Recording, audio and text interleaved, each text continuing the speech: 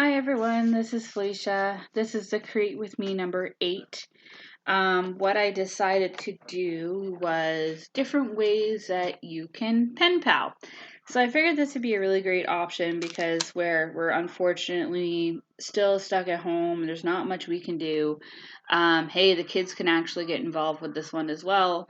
And it can actually be contribute to a learning experience for them as well as also helping them literally or literacy with their writing for school. There we go. That's what I was looking for.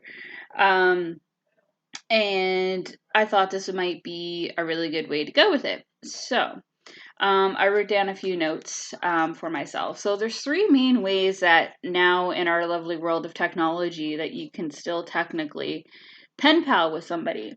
So that would be you can either do snail mail, which means that you get something through the mail in your mailbox.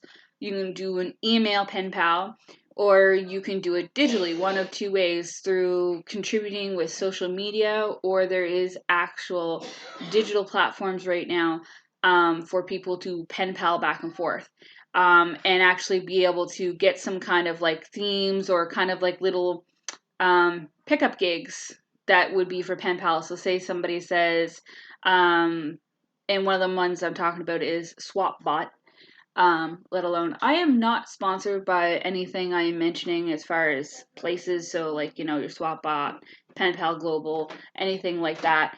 So basically what it is that you go on SwapBot, you create your account, put in all of your dislikes, your dislikes, your likes, your preferences, what you can have, what you can't have, and then they have open pen pals. So basically, what you do is you would go on there, and because I'm in Canada, you have to use international. But then all the international ones come up, and they'll have like send a artist trading card to the person that's chosen for you, and it will give you their address and everything else like that, and the ability to go into their profile and see what it is that they're into. Or you can do a tea swap. So that means that you're sending teas from your area or teas that you quite like to somebody else that they've given you the information for. Or one way that I figure that you can actually kind of integrate social media into it is that if you have a lot of people on your Facebook, especially that are close to you that you can't actually have a face-to-face conversation with yet, but they're still close enough to you that they're okay with providing you with their personal mailing address, you could always PM them and be like, hey, I want to pen pal you, or I want to send you something in the mail. Can I have your address? But you got to remember too, if someone tells you no, don't take it personally. Sometimes they're just really not comfortable giving their addresses over online and social media platforms. One that I prefer is snail mail. I always love the opportunity to get something in the mail, and it's the thrill of being able to open it and stuff like that. So one of the things that I decided might be good is to come up with little ideas for pen pals. So you could also do, for ways I thought might be interesting to pen pal with somebody, is that you can choose your pen pal, and then through the snail mail option, you guys can kind of create a story back and forth. So like say one of you kind of writes the first part of the story, like 1 or 2 pages, and then when you send it to them, they get to read that story, and then they get to add it on in the mail when they send you the letter back. You guys can go back and forth with this for a number of months or just ongoing until you guys feel the story is over. And the good thing is that, hey, if you really wanted to, you might be able to publish it. Because it kind of gives you an opportunity to see from two different people's perspective in how you guys think and function as a team with being creatively writing. Another one that you could do is that I know there's online forums that allow you to make things like fanfics or fanfictions, as they're called, which basically means that you have a slew of characters that the forum will basically put in. Yourself can create a fanfic, so it's basically a fan story, so it's not the actual storyline, but it's you creating the story with those exact characters and how you feel that they would function in their universe. So it's the same thing with fan art. Fan art is usually a person's their own artist rendition of what that character is. That way it's not really copyrighted, but basically it's their rendition. Now there is copyright laws you got to continue to watch out for, but this is not that video. You can do that digitally online, but I thought it would be an interesting idea to try to do that through snail mail, because maybe for whatever reason you and a friend of yours are both into Sailor Moon, but both of you say only like Sailor Mercury and Sailor Uranus. Well, then you guys decide to create a fan fiction about these two characters and their kind of story, which would be a fanfic story. But you could also do that back and forth in the mail too, as well, to see how you guys both come up with the concept of how that story would be. You could also do OC stories, which means original character. So as we're kind of stuck at home, really not doing much of anything, creative or like-minded people that are creative, whether it's to their writers, their artists, their digital artists, whatever it may be, a lot of us have at one point in time created an original character. So you could kind of, instead of doing a fanfic, you could create your own character right down to their appearance, their personality, their traits, the concepts that they actually do, like, what kind of things they're into, and everything, and actually create a complete original character. And you and a pen pal of yours could technically go back. But the thing is pen pals don't necessarily have to be within your local area. Being a pen pal means that you can be in Canada and send something to Japan because you found a pen pal over there. Or you can be in the United States and send it to Africa because you found a pen pal over there.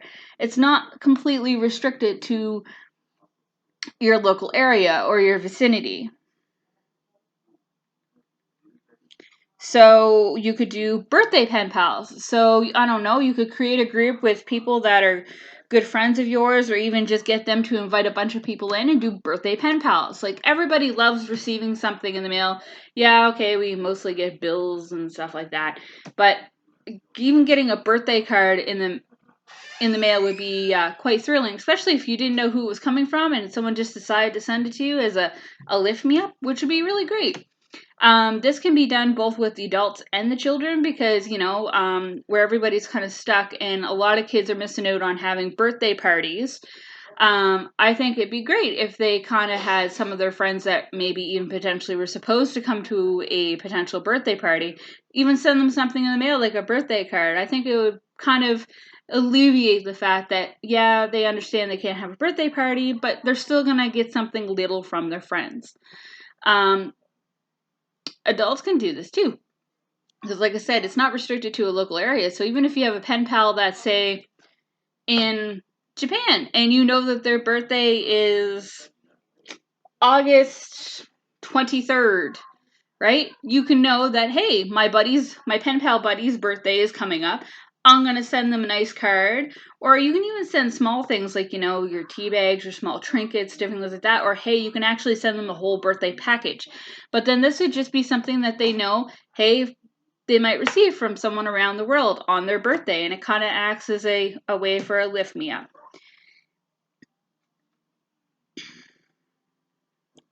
Another one is your holiday pen pals. So everyone usually sends out Christmas cards at Christmas time or in December or stuff like that. But what happens if you, got a card for Easter or hell, Thanksgiving or I don't know, March 17th, St. Patrick's Day. It's the fact of the matter is that they always have cards out regardless if it's a big one or not. Places like the dollar store and other places usually have greeting cards for all occasions. So why not send your buddy a holiday card and not just at the Christmas time? I think that'd be pretty cool. Now, this is how I think the kids can get involved with this.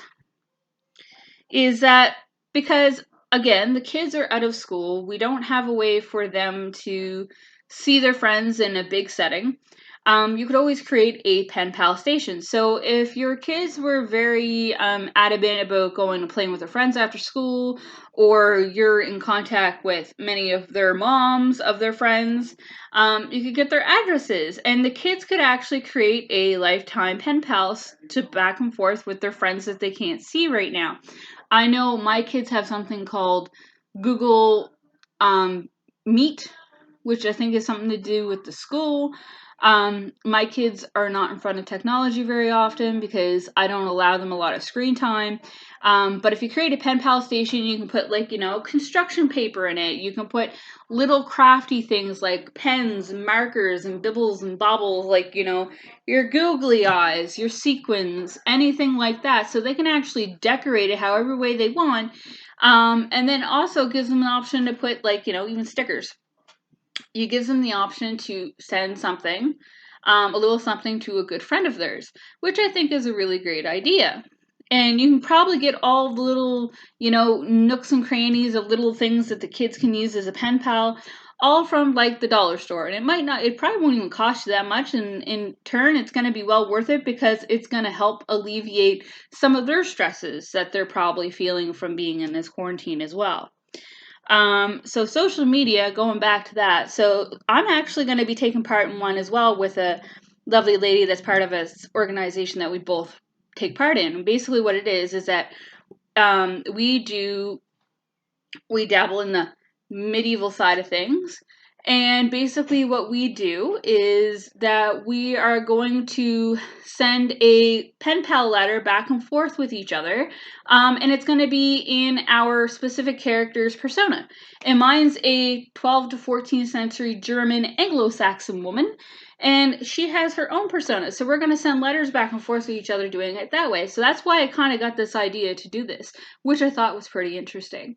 So, hey, if you pen pal yourself or you are looking to get a pen pal, I'm always looking for people I can pen pal with. So go ahead and leave me a comment below and I'll reach out to you. And then that way, maybe we can help you find a pen pal or I'll be your pen pal. All right. Thanks, guys. Love yous. Bye.